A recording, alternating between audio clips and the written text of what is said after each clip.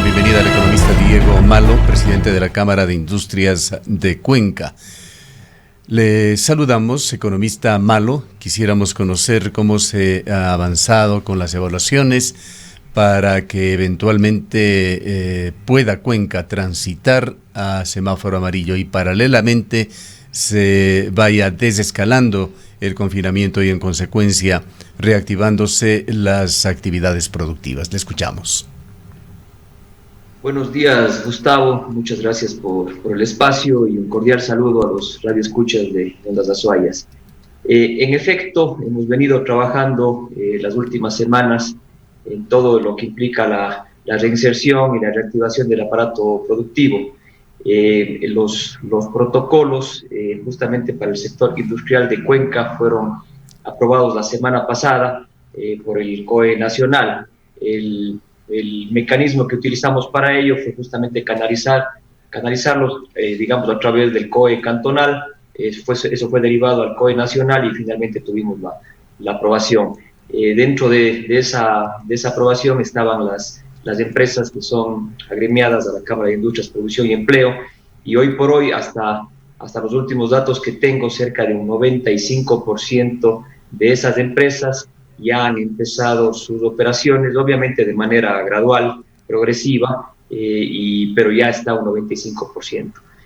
Con respecto al tema de transitar o de ya pasar al semáforo amarillo, es cierto, pues las últimas semanas podemos verificar que la ciudadanía como tal, aunque la ciudad ya está en el semáforo amarillo, incluso en muchas zonas se podría pensar que hasta el semáforo verde, y es muy entendible, pues, ¿no? Porque ya luego de casi 2 meses la población, la gente necesita salir. El sector informal como tal, pues obviamente que se gana el pan día a día, tiene que salir, y ni se diga también el sector formal, pues que ya tiene que empezar a producir y a generar los ingresos para mantener sobre todo el empleo. Caso contrario, digamos, es un tema insostenible.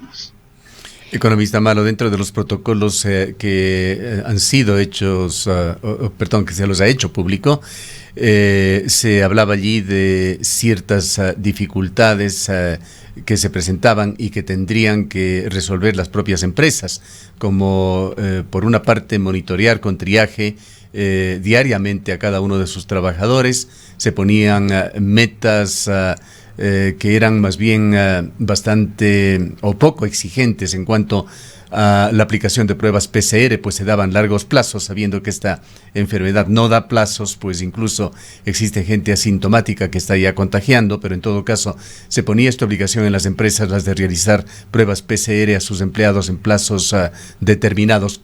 También había ciertas observaciones con respecto al transporte. Evidentemente, al momento no hay aún transporte público en la ciudad de Cuenca. Podrá haberlo en forma limitada luego de que se transite a semáforo amarillo. Pero ¿cómo están resolviendo las industrias que están ya trabajando estos temas? En efecto, por ejemplo, el tema del transporte debe ser justamente proporcionado por las empresas que nos hemos reactivado, ya que continuamos en semáforo rojo y al no haber transporte público debemos proveer.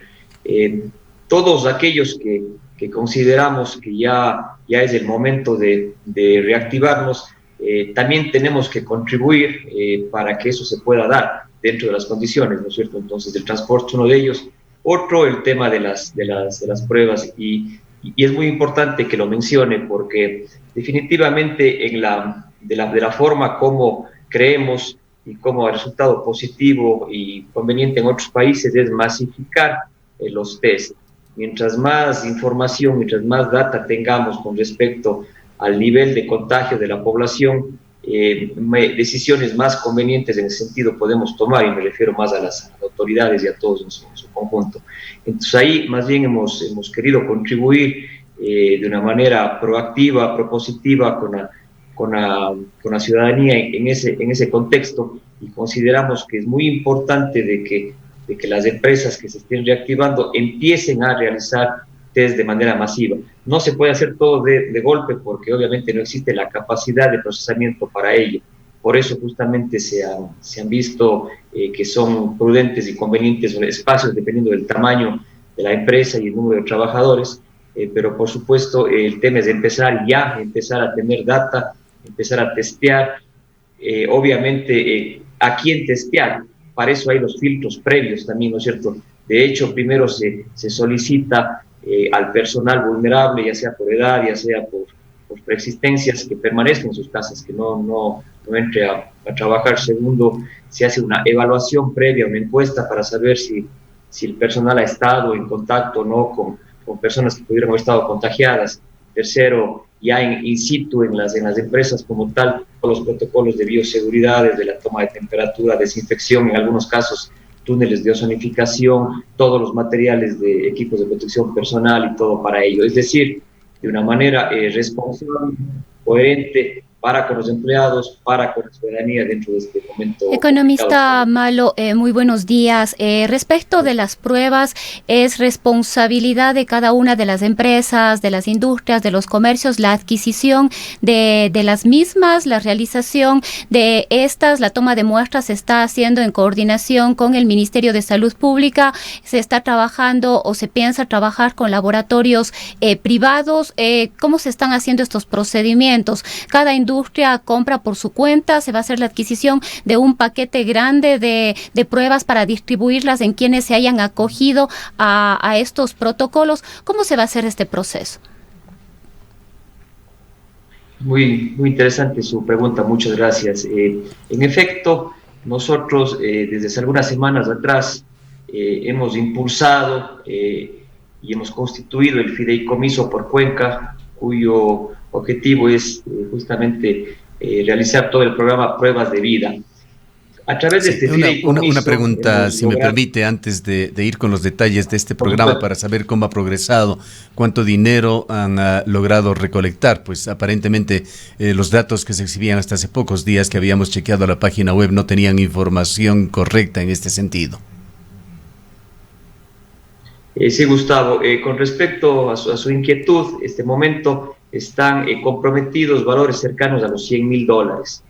Y buena parte de ese valor primero es para proveer al INSPI de un equipo que permita automatizar el proceso de la toma de pruebas y pasar de 250 pruebas diarias a 400 pruebas. Con eso también contribuimos a que exista la mayor cantidad de test en el Cantón Cuenca diariamente. En esos montos estamos ahora. Si hago una invitación no solamente a las empresas, sino a la ciudadanía en general, a poder contribuir en este fideicomiso. ¿Por qué? Porque hemos logrado, mediante el volumen de adquisiciones de pruebas que pensamos realizar, tener precios muy competitivos.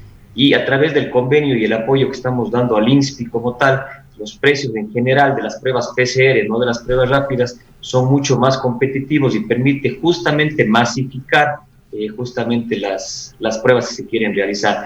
Entonces, no sé si con eso respondo su pregunta con respecto a cuáles son los mecanismos.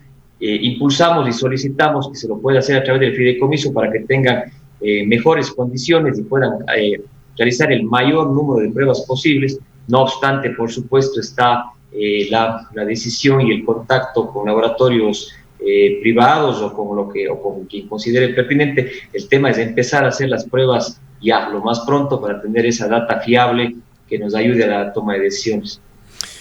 Siempre aprendiendo o tratando de absorber experiencias que se han dado en otros países, pues este es un problema global. Economista Malo, ¿qué planes de contingencia existen o están previstos ante el caso, ante la situación probable de contagios comprobados?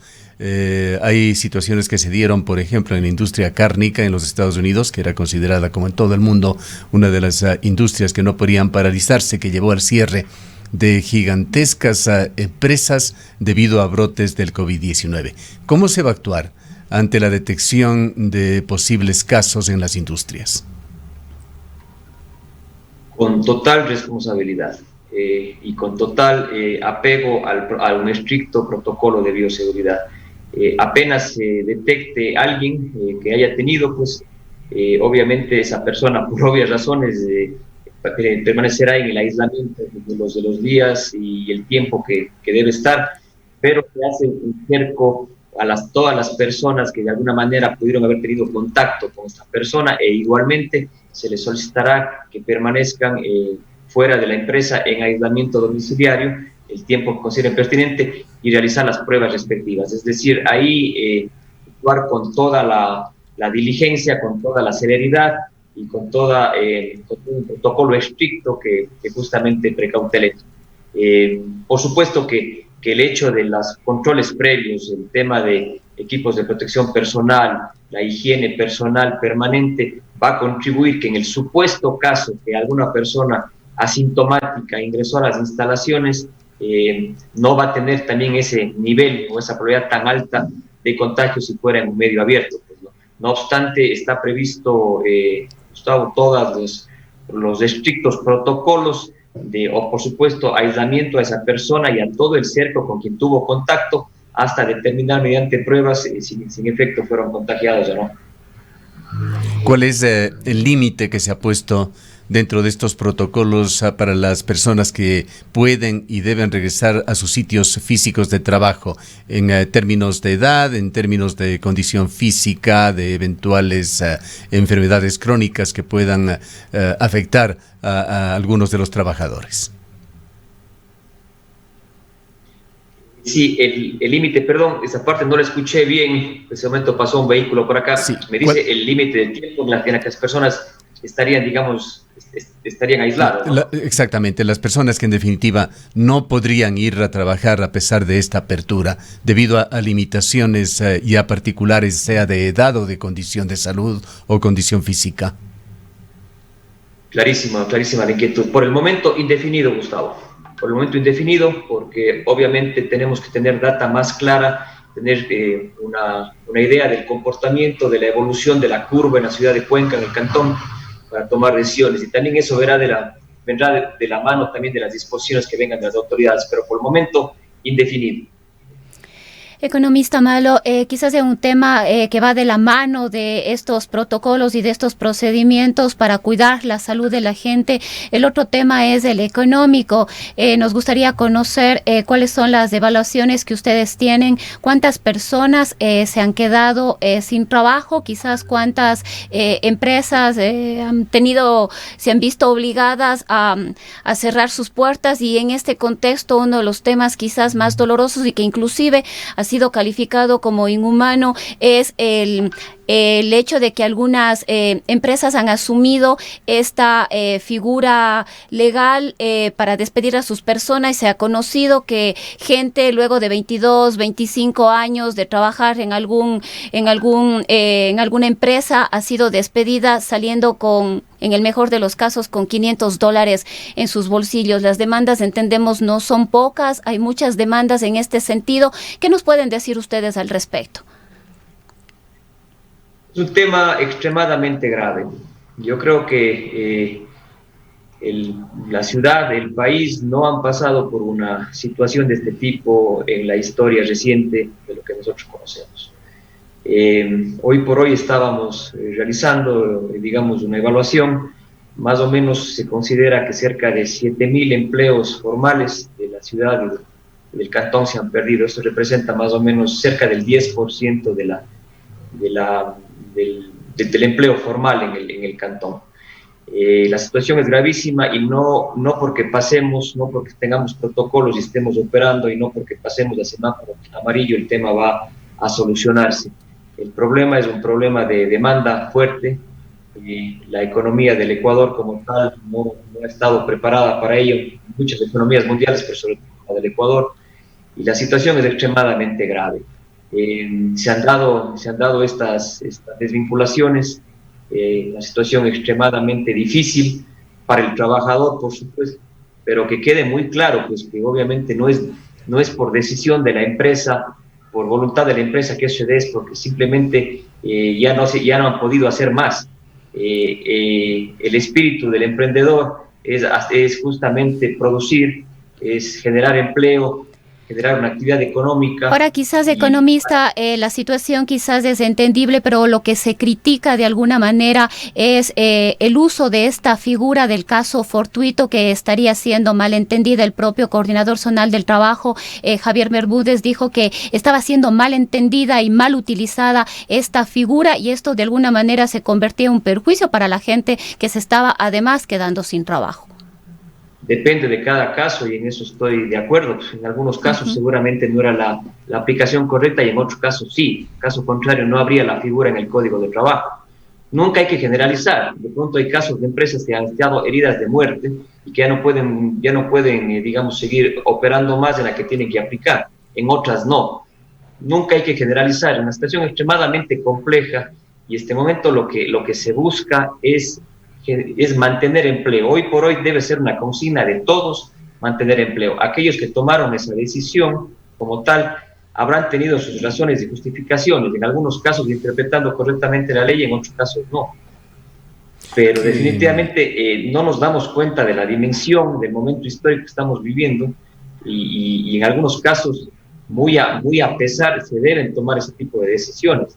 Hoy por hoy, por ejemplo, veo con mucha perplejidad el asunto de que se critica, por ejemplo, la posibilidad de un acuerdo entre las partes, justamente para precautelar el empleo. La otra salida, ¿qué es? Prescindamos del empleo. ¿Dónde queda la solidaridad de decir todos ganamos menos, pero mantenemos el empleo?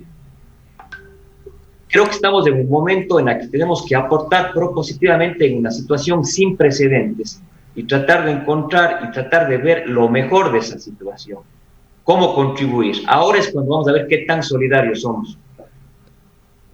¿Qué expectativas tienen los sectores productivos, economista Malo, con respecto a la reapertura de actividades con una transición a semáforo amarillo para la próxima semana? ¿Y qué es lo que han conversado también con el COE cantonal en cuanto a las previsiones sobre el transporte público?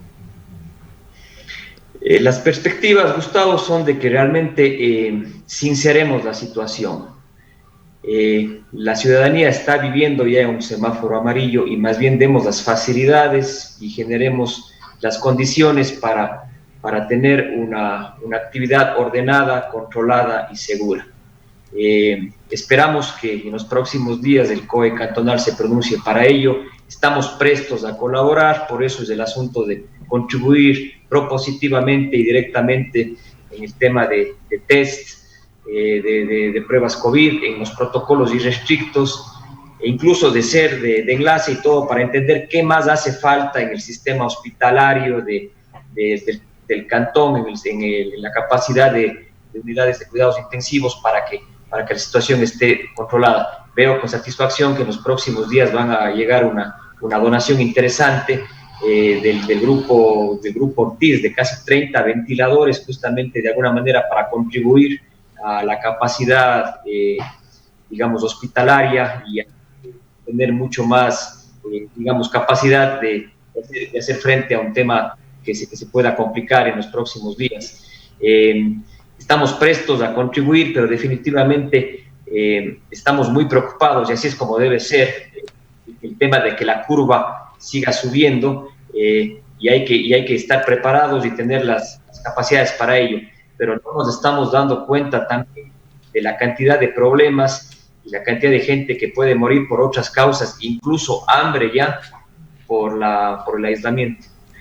Con respecto al tema del transporte, que también me lo mencionaba, creo que es el momento, y así se ha pronunciado el municipio, pues de activar, digamos, la operación propia del municipio, que es el tranvía, generar acuerdos con el sector transportista, en la que todos entendamos que hoy por hoy todos tenemos que contribuir para justamente salir adelante. Si es que no contribuimos todos, sin excepción, si es que no generamos renunciamientos, sacrificios, todos, obviamente la situación va a ser insostenible, y quien va a pagar los platos rotos de esto, ya se está pagando, es la ciudadanía en general. Ya, en la parte que usted habla economista en el sentido de que Cuenca en la práctica se encuentra ya en semáforo amarillo. Nos parece que es un poco riesgoso el de actuar por hechos consumados, pues si la próxima semana estamos en semáforo amarillo, a lo mejor el comportamiento de la ciudadanía es la de verde, entonces transitemos a verde. Creo que hay que ser cuidadoso con este discurso que lo utilizó también el presidente de la AME a nivel nacional. Esto envía mensajes posiblemente equivocados para muchas autoridades en el país que tienen que tomar medidas muy críticas al fin de cada semana dentro de este proceso. Hay realidades, en Cuenca no se han hecho pruebas masivas como sugieren las autoridades de salud. En Cuenca no se han hecho los esfuerzos, y esto también vale la pena escuchar de la Cámara de Industrias y de los sectores productivos, la falta de capacidad de Cuenca de organizarse desde los sectores privados de una mejor manera. Usted habla, sí, de este programa que se tiene, que están liderando las cámaras efectivamente, en el que se ha logrado reunir una cantidad de aproximadamente $100,000, absolutamente insuficiente para muchos propósitos, contrastante con las cifras que se han reunido en Guayaquil, en Quito, en donde se empezaron con bases que bordeaban los $10 millones y se ha ido escalando estas cantidades. De uno de los fondos manejado por Banco Pichincha sabíamos que estaba en el orden ya de 15 o 18 millones. Hay un déficit en cuanto a la colaboración de las empresas de los sectores productivos aquí en la ciudad de Cuenca. Puede ser simplemente por el tamaño, por nuestro PIB local, que no podemos nosotros aspirar a lo que sucede en Guayaquil y Quito, pero hay enormes diferencias en estos. Bien valdría una explicación de qué limitaciones existen para una acción más proactiva, más efectiva, incluso mejor ya en materia económica de los sectores privados en la ciudad de Cuenca. Con mucho gusto, Gustavo. Primero, indicarle que estas iniciativas de Quito y Guayaquil surgieron mucho antes y se han dado contribuciones muy importantes de personas, de empresas, de grupos económicos de Cuenca a esas contribuciones. Es decir, el tema de la temporalidad de pronto jugó en contra versus la iniciativa local. Entonces, ahí también es muy importante justamente mencionar que han habido grandes contribuciones. Segundo, el sector empresarial estuvo presente desde el primer momento del aislamiento con el programa impulsado por el gobierno y por las cámaras de la producción de la SUAY, el programa Da una mano Ecuador, donde justamente se enfocó todo el tema de la entrega de kits alimenticios. Y han habido importantísimas donaciones privadas a nivel personal o a nivel empresarial en ese sentido. Tercero, la contribución como tal es que las empresas están pasando un momento dificilísimo. Yo creo que el problema de liquidez de las empresas como tal también pueden contribuir de alguna manera a que no se entreguen los recursos en la cantidad o en los valores que se esperarían. No obstante, nadie sabe lo de nadie. Cuando uno quiere contribuir, Gustavo, lo hace en silencio. No anda pregonando las cosas. Entonces, definitivamente, a veces se cuestiona que uno no hace bulla, pero que no sepa la mano izquierda, la derecha. No voy a entrar en temas religiosos ni por el estilo, pero nadie sabe lo que contribuye. Las empresas contribuyen de una manera indirecta, honrando sus obligaciones laborales, tributarias, día a día, sin recibir $1 de ingreso. No se está contribuyendo ahí de alguna manera proactiva a la sociedad también. Eso también como una manera de explicarle, pero la contribución ha estado permanente ahí y en la medida de las posibilidades, antes, ahora y después. ¿Cuántos puestos de empleo se han perdido hasta el momento en la ciudad de Cuenca, según las estimaciones de las cámaras, economista Malo? ¿Y cuál es la expectativa en este sentido? Entendemos que habrá además de escenarios, un escenario si es que las cosas van mal y otro si es que todos los esfuerzos que se están haciendo confluyen en resultados positivos. Hubo previsiones de algunos economistas de la urbe que han hablado de pérdidas de empleo en la provincia de la SUAY que podrían llegar a las 90,000. ¿Cuáles son las estimaciones de las cámaras y qué ha sucedido hasta el momento? Gracias, Gustavo. Es muy importante su pregunta. Sí, es. Hoy por hoy, hasta donde teníamos datos de empleo formal, Gustavo, cerca de 7,000, que representan el 10% del empleo formal. Pero eso fue hasta ayer o anteayer más o menos. Todos los días, lamentablemente, escuchamos que se está desvinculaciones de personal de las empresas. Es una situación que es compleja, que es difícil.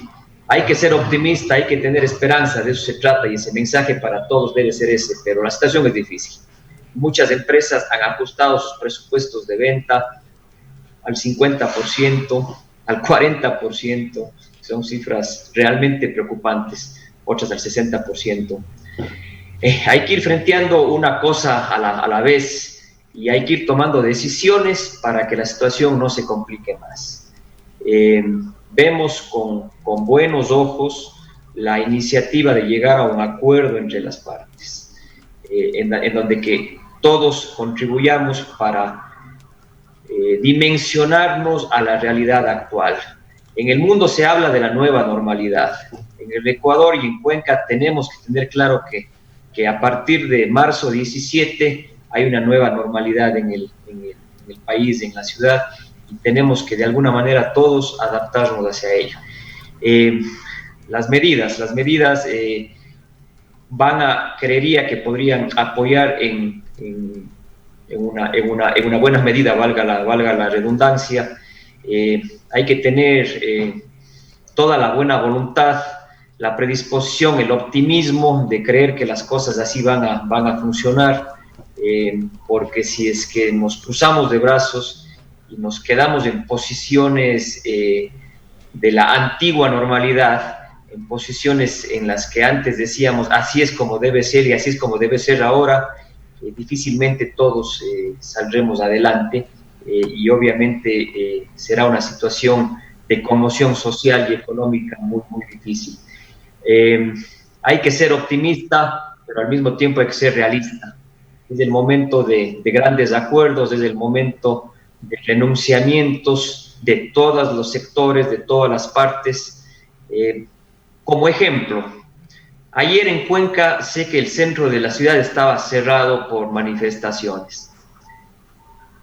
¿Cómo es posible que luego de 2 meses de paralización en la que los negocios no han tenido un ingreso y que empiezan a reactivarse teniendo pocas horas para poder generar unas pocas ventas y llevar algo de dinero a sus familias, tengan que cerrar porque ahora la imposibilidad viene del otro lado, de un grupo de manifestantes que están en su derecho de hacerlo, pero no de afectar la libre actividad de otras personas? Yo creo que ahí definitivamente todos tenemos que cambiar el chip. No podemos, obviamente no todos vamos a estar de acuerdo con ciertas posiciones, pero por favor contribuyamos positivamente a una reactivación que va a ser lenta, gradual y dolorosa de la economía. Solamente con esto quiero transmitir un mensaje en la que el sentido que tenemos que entendernos, tenemos que entender la dimensión y el contexto histórico que estamos viviendo y cómo podemos contribuir cada uno de nosotros a que eso vaya mejorando. No va a ser de la noche a la mañana, no. Para finalizar, economista Malo, ¿podría darnos usted nuevamente, hablando de las expectativas de los sectores productivos organizados fundamentalmente a través de las cámaras, cuál es la expectativa en cuanto a un cronograma, a una línea de tiempo de recuperación de las actividades productivas? ¿Cómo se va a ir escalando esto? Usted dice tal vez hasta regresar a los niveles antes del estado de excepción. Gustavo, ahí hay muchos pronósticos, pero yo creemos, en base a lo que se ve y todo, que esto puede ser tranquilamente 1 año, 18 meses, tranquilamente, y eso siendo optimista. Y la aspiración de corto plazo, digamos en 1 mes, en 2 meses, ¿cuánto se aspira a recuperar? Todo depende, mi estimado Gustavo, del grado de no hablemos permisividad, del grado de apertura de la economía.